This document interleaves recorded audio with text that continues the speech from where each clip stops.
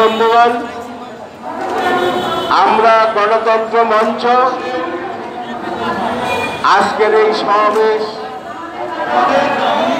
এই সমাবেশে আমাদের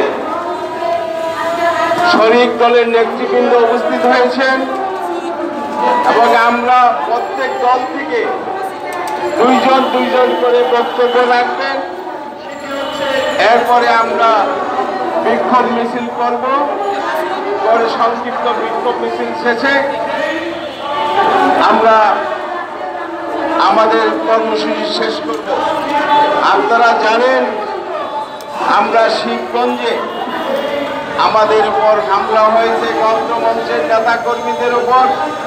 সেই হামলার প্রতিবাদে আমরা আজকে এখানে উপস্থিত হয়েছি, প্রতিবাদ করার জন্য, বিক্ষোভ মিছিল করার জন্য।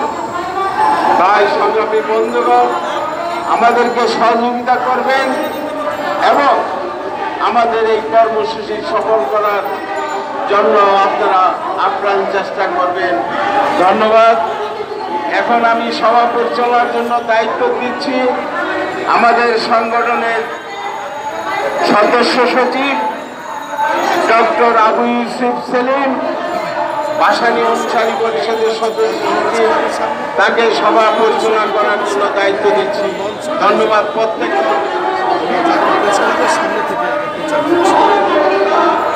সংগ্রামী ছাত্র বন্ধুগণ,